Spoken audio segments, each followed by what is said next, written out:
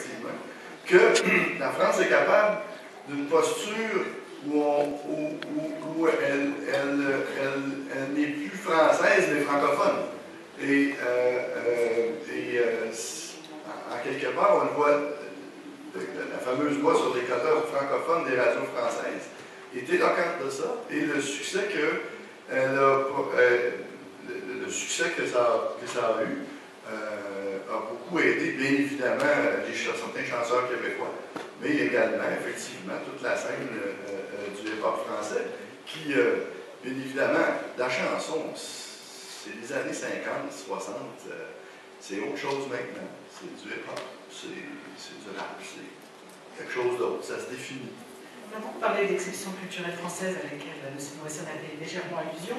Vous qui vous envoyez des chanteurs québécois, vous dites volontiers des auteurs également. La littérature québécoise en France, c'est souvent un moyen pour les auteurs de démarrer, d'être plus lus, plus connus, plus vus. Est-ce que vous avez l'impression que vous faites partie de cette exception culturelle française? Vous vous démarquez totalement? Au Canada, est-ce que vous vous démarquez de l'exception culturelle française, ou parce que nous parlons la même langue, vous en faites partie? Ah non, on en fait partie. C'est simplement bon, ben, au Québec, nous-mêmes avons des lois de protection culturelle, dont une des facettes vise à nous protéger de l'anglais, puis une autre des facettes vise souvent à nous protéger du dumping français. Mais bon, c'est normal. C'est la logique des lois de la Convention sur la diversité culturelle. Mais je pense qu'on s'approche d'un moment décisif où la France va finalement rentrer dans la francophonie. Bon, j'ai l'impression que mon micro. J'ai l'impression que la France va rentrer dans la francophonie. C'est évident qu'au niveau des affaires étrangères en France, vous avez de longue date. C'est ça, je m'entends. Vous avez de longue date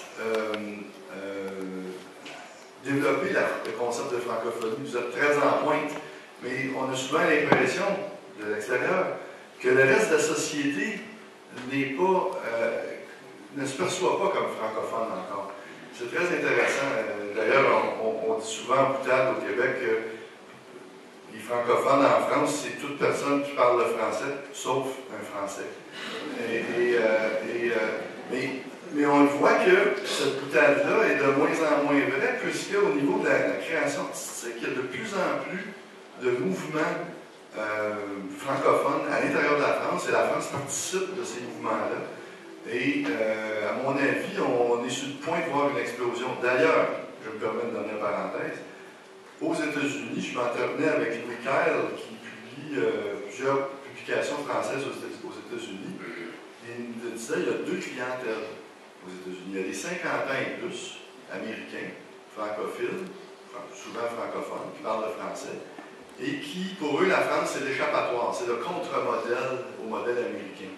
Et il y a les plus jeunes, 35 ans et moins, pour qui la France n'est qu'un pays francophone parmi les autres, le plus gros, mais ils s'intéressent tout autant à la littérature antillaise ou africaine, de même qu'en musique. Donc, on est en train de rentrer dans ce moment-là, et lâchez pas le français, là, je vous en prie. Ils ne vont pas lâcher, parce qu'ils vont peut-être s'exprimer. Donc, si vous souhaitez réagir violemment ou pacifiquement contre l'un ou l'autre des débatteurs, ce sera avec plaisir que nous entendrons vos questions, vos critiques, vos témoignages, vos suggestions. Donc, il y a deux micros qui vous attendent. Si vous voulez bien lever la main et comme d'habitude, vous présenter. Merci. Peut-être vous dites également si la question s'adresse à l'un d'entre eux. Bonjour, Pascal de Chita-Walpa, directrice de l'Alliance française par Île-de-France. Simplement pour donner deux éléments à M. Morrison. À l'Alliance française par Île-de-France, la première nationalité est représentée par les Nord-Américains. Ce sont les étudiants que nous recevons le plus tout au long de l'année, et très largement devant la plupart des autres nationalités. Et au niveau culturel, simplement, je pense que, je ne suis absolument pas une spécialiste, mais que de nombreux films sont des remakes d'œuvres françaises ou européennes, et que vous puissez largement dans notre imaginaire, qui me paraît tout aussi riche que l'imaginaire américain.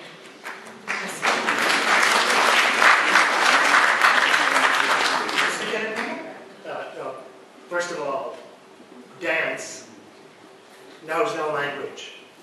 It's an art form that exists independent of nationality and language, and as a result has enormous appeal in the world currently, especially among young people. In fact, I have not seen surveys, but I have children who are in their 20s, and their favorite cultural form at the moment is dance, to which they prefer to go. They would rather go to a ballet than to a rock concert, he said. As far as film goes, that's a more difficult question. As I said, there are some enormously talented French directors and also scenaristes and actors and actresses. The structure of the French movie industry encourages the production of films that do not export well. What instead happens is that the rights to the film will be bought by a foreign producer, usually in the US, sometimes in the UK, and remade. Different location, different language, of course, different actors, slightly different plot. This works both ways. From time to time, an American film will be remade in France. You may remember a film called Le Battre de mon cœur est arrêté by Jacques Audiard. That was a remake of an American film called Fingers, from 1978. The same thing happens with films of other countries. And there's no reason why it should. Language should not be a barrier to that kind of exchange.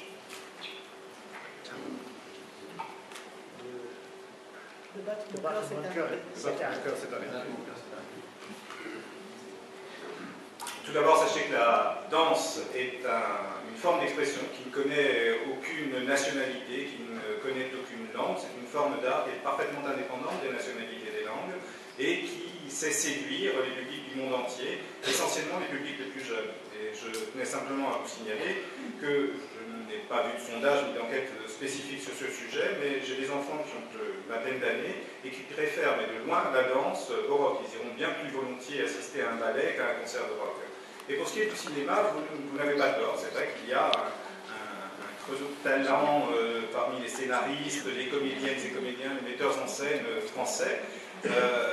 Mais le fait est que la structure de l'industrie cinématographique française a tendance à encourager la réalisation de films qui s'exportent mal, qui ne s'exportent pas. C'est-à-dire que souvent les droits sont achetés par des sociétés américaines, parfois britanniques, et on en fait un remake. Donc évidemment dans une autre langue, mais également le lieu est différent, les comédiens ne sont pas les mêmes, l'intrigue est quelque peu modifiée également. Mais ça fonctionne dans les deux sens. Vous aurez sans doute présent à l'esprit le film de Michel Audiard, Le battre mon cœur s'est arrêté. Vous ne le savez peut-être pas, mais c'est un remake d'un film américain intitulé Finger. D'autres questions, d'autres témoignages? Levez la main, on vous apporte un micro. Là, au milieu, au centre, voilà. Une brève parenthèse en attendant que le micro arrive. Il faut garder aussi en tête que la culture française existe d'abord pour les Français et qu'elle vise d'abord à leur plaire. Et bon, ensuite à s'exporter, ça vient après. Donc, il est important de garder en tête que, par ailleurs, elle se bute, notamment aux États-Unis, il faut bien l'admettre, à un très fort patriotisme culturel. Les Américains, les films étrangers représentent 2% des entrées dans les cinémas américains. 50% de ces 2%-là viennent de France. Alors, déjà, c'est pas mal. Et de même que pour les traductions, les Américains traduisent très peu de livres étrangers, point final, on le voit dans les flux de traduction. Mais 30% de ces traductions-là viennent d'éditeurs français. Donc, on transité par Paris. Le plus grand exemple, c'est Stieg Larsson, la série Millennium, qui a été découverte par un éditeur français en traduction avant d'être prise ailleurs. Je clôt la parenthèse. Bien, c'est à vous. Après, oui, on vous entend. Oui, Dorothée Fritz-Arban, je représente la Jordanie. Bon, vous dites que justement, c'est-à-dire que les Américains ne s'intéressent pas à la culture française, mais ils ne s'intéressent pas à la culture étrangère en général. Donc, ce n'est pas une raison, à mon avis, pour les Français de faire des films à l'américaine pour que les Américains les aiment. Merci.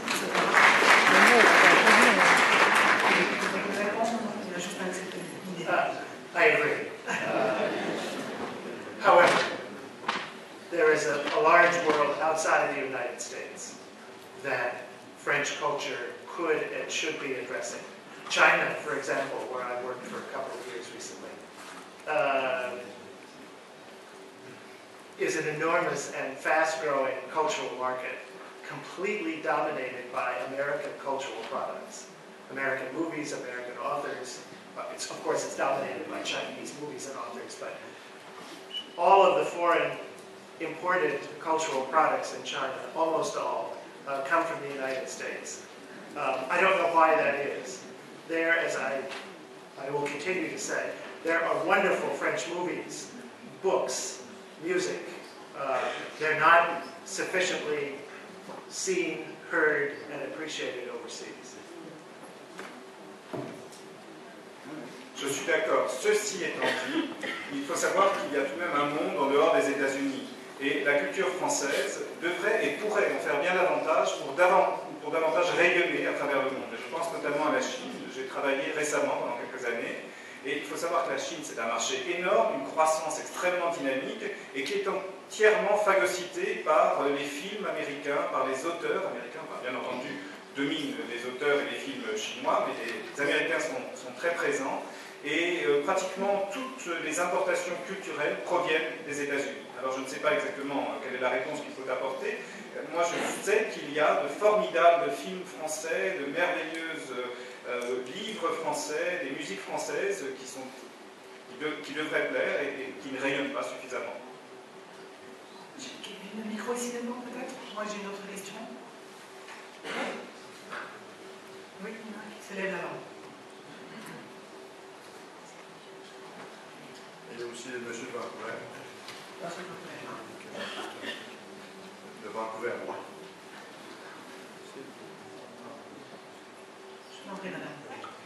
Bonjour, je m'appelle Renata Kowalska, je représente la Pologne. Je suis présidente de l'association polonaise Europe des langues et des cultures. Et à vrai dire, au début, c'était un réseau des enseignants en Silésie, dans une région du sud. Nous sommes maintenant 60 et au lieu de discuter et débattre, on a commencé à penser comment faire. Et les Polonais nous ont dit, ben, le français, de toute façon, ça ne sert à rien. Et nous nous sommes dirigés vers nos partenaires en Pologne, donc l'ambassade de France et l'ambassade de Belgique ou à Bruxelles, qui nous ont dit, mais on est prêts à vous aider. Alors nous avons édité des matériaux de promotion du projet des classes francophones, donc les classes qui s'expriment en français. Et tous les professeurs ont été équipés en matériaux de promotion et d'information. Parce que les Polonais vont en Tunisie ou au Québec et ils ne savent pas que là-bas, on parle français. Alors, ce n'est pas la question de promotion, mais aussi de promotion et d'information. Les firmes françaises en Pologne utilisent uniquement la langue anglaise en tant que langue de communication. Une de mes étudiantes qui a voulu écrire un mémoire sur Peugeot, sur les voitures, et elle a trouvé toute la documentation en anglais. Si on s'adresse à Capgemini et on veut envoyer les stagiaires pour les stages qui seraient gratuits, ils me disent c'est très difficile, mais nous, on n'est pas intéressés par les stagiaires. Donc je me suis dit que ça serait bien de voir avec les différents types de partenaires si on peut faire le français utile. Parce que pour la plupart des jeunes, c'est l'anglais qui est utile. Donc on ne veut pas se battre avec l'anglais, il est déjà là, mais on voudrait introduire la qualité pour l'enseignement de l'anglais et du français et arriver au baccalauréat avec 2 langues étrangères. Pour le DELF, aussi grâce à l'ambassade de France, on a organisé des formations pour professionnaliser le réseau. C'est-à-dire sur 60 profs, il y a 32 qui ont été labellisés, ils savent déjà de quoi il s'agit dans le DELF. On voudrait maintenant labelliser les établissements, c'est-à-dire pour que les parents, parce que je pense que les parents ne sont pas contre le français, ils sont contre la mauvaise qualité de l'enseignement des langues. Si on ne renforce pas les professeurs, si on ne leur donne pas des outils de travail, si on ne renforce pas leurs compétences, je pense qu'on aura du mal à combattre ceux qui sont meilleurs que nous. La dernière chose, c'est que pour la francophonie, on a édité des marque-pages, par exemple, où d'un côté vous avez la grammaire, de l'autre côté il y a les pays francophones, tous les pays où on parle français, que les enseignants peuvent utiliser. Tout cela sera disponible gratuitement, mis à disposition des autres pays, parce que c'est juste de traduire certaines informations en langue du pays. Sur le site de l'ambassade de France, Franzuski FR, parce qu'il y aura des matériaux de promotion élaborés par quelqu'un, au lieu de chacun dans son coin recommencer à zéro. Le dernier bébé, c'est le t-shirt pour les hommes. Regardez, alors d'un côté, il y a en français dans le monde entier, mais de l'autre côté, nous avons le globe avec tous les pays francophones, de la francophonie. Alors même si notre gouvernement observe, je pense que c'est les enseignants qui doivent un peu prendre les choses dans ses mains, commencer la correspondance des classes en français. République tchèque ou slovaque, c'est à 1 heure ou 2 heures de chez nous, et on ne parle pas avec on ne travaille pas avec les professeurs de français ou de la République tchèque ou slovaque. Donc, essayer d'aider l'Europe à marcher aussi en français et pas seulement en anglais, c'est pourquoi aussi je suis ici. Et je voudrais remercier tous ceux qui nous ont cru et qui ont dit, bon, allez, on va vous aider. L'ambassade de France, les Belges. On a aussi un lecteur itinérant. Donc, un lecteur qui se déplace. Voilà. Mais bon, moi je pense que débattre c'est très bien. Maintenant, échanger ce que les autres ont fait. Agir et partager. Vous avez touché un point important, madame, par le fait que, effectivement, longtemps, dans le monde francophone, la France a été la seule à faire la diplomatie culturelle, à faire la promotion du français. Et je pense qu'une action importante, c'est d'encourager les autres pays francophones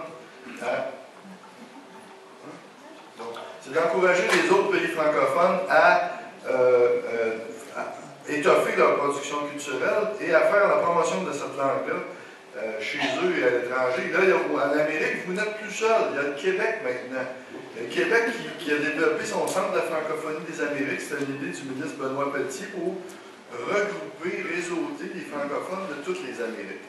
Et si vous pouviez avoir ce support-là de d'autres pays, il est fort probable que dans une période de 5, 10, 20 ans, vous verriez une différence énorme.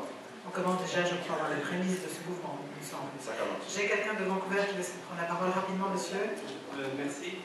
Oui, donc je suis allé de Vancouver, donc on est abreuvé de culture américaine et peut-être que je pourrais en parler un peu. Et je dois dire que, M. Morisseau, je ne suis pas tout à fait d'accord par rapport à ce que vous avez dit. Pour l'instant, par exemple, en parlant de la culture française, de l'écriture, des livres, du cinéma, en gros, que je caractérise peut-être un peu, vous dites qu'il faut s'améliorer pour pouvoir vendre, pour qu'on puisse peut-être se faire connaître en tant que Français. Et j'ai l'impression que, premièrement, vous oubliez qu'en dehors de la France, il y a tout un monde francophone par sa diversité. Et la deuxième chose, habitant à Vancouver, en gros, ce qui s'exporte, surtout de la culture américaine, c'est le pire, c'est vraiment le mauvais goût et la mauvaise qualité, pour la simple raison, c'est par rapport aux structures économiques qui protègent ça. Et je pense que le débat est beaucoup plus par rapport peut-être à l'économie, mais par rapport aussi à la langue elle-même. Je pense qu'il y a la langue américaine, ou la langue anglaise en gros, qui est là et qui favorise ce débat, et derrière ça, il y a toute une force économique. On revient beaucoup aux qualités et quantités chez les uns et les autres. Yes, it's curious. America exports its worst cultural products and retains its best. And if you read an important book by Frédéric Martel, de la culture en Amérique, 2008, 2007. He has shown that the quantity and quality of culture in the United States is about the same as in France. The audience for serious culture, opera, serious literature, serious films is about the same proportionally as it is in France. The difference, I think, you put your finger on it, the structure of the industry, and also the American genius at marketing, promotion, and packaging, which France is still just beginning to learn. Dziękuję to my friend from Poland, who also has put her finger on this problem as well. It's less important for French culture and the French language to remain a museum of a great tradition, guarded jealously by a French academy, which invents new words for new things, than it is for French culture and French language to remain supple, to be able to absorb everything that happens in the world, to accommodate it, to respond to it, and to learn how to make itself, French culture and French language, seem sexy. Oui, c'est vrai que c'est très curieux. Les Américains ont tendance à exporter le pire de leur production et à garder le meilleur pour eux. Il y a, je ne sais pas si vous le connaissez, un auteur, Frédéric Martel, qui a écrit un livre de la culture aux États-Unis en 2007-2008, où il indique qu'en fait, la proportion qualité-quantité aux États-Unis et en France sont identiques. Tout comme, par exemple, les meilleures publications littéraires, la proportion entre les productions de mauvaise qualité et la littérature d'excellente qualité, les films de bonne qualité ou l'opéra. Là non plus, il n'y a pas de différence marquée entre les États-Unis et la France. Là où en revanche, il y a une différence tout à fait notoire, et vous avez tout à fait raison, monsieur, de le signaler, vous avez mis le doigt sur le problème tel qu'il se présente, c'est-à-dire c'est la structure de l'industrie, parce que les États-Unis, les Américains sont des génies dès lors qu'il s'agit de joliment emballer les choses, d'en faire la promotion, de les commercialiser. Et là, il faut dire que les Français en sont encore un petit peu à essuyer les plâtres, ils apprennent tout juste à le faire. Et Dziękuję bardzo, madame, pour vos propos. Je crois que vous aussi, vous avez tout à fait épinglé et mis le doigt sur les difficultés qui existent.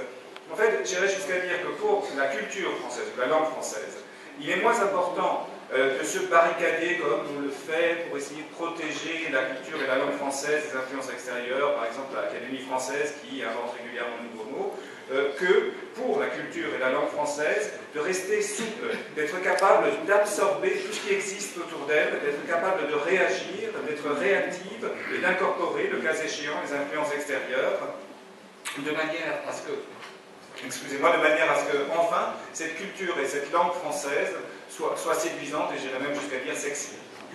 J'ai la dernière parole et ce sera vous, Delphine Boré, qui conclurez cet entretien. Vous êtes notre hôte et donc vous avez la parole libre. Vous êtes indépendant par rapport à nos deux débatteurs. Merci. Moi, je voudrais souligner. On marche par là.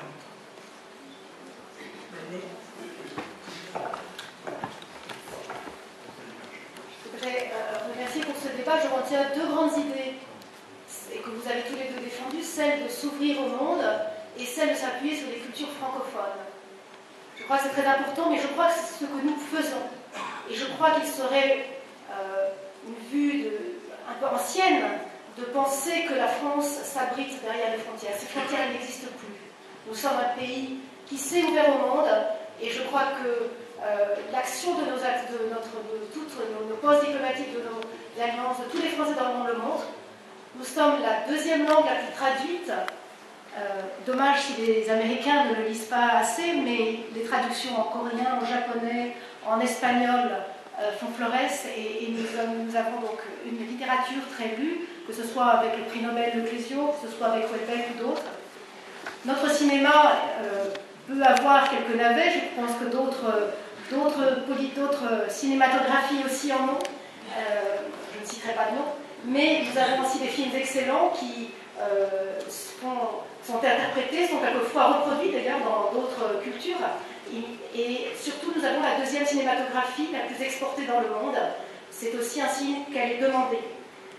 Et dernier élément, je crois que dans ce monde multipolaire, le débat n'est pas entre le français et l'anglais ou l'Amérique et la France, elle est dans un monde qui ne sera pas univoque, parce que le monde n'est pas univoque, et que c'est en s'ouvrant vers l'ensemble de ces cultures que nous trouverons notre place et que la francophonie pourra développer son génie.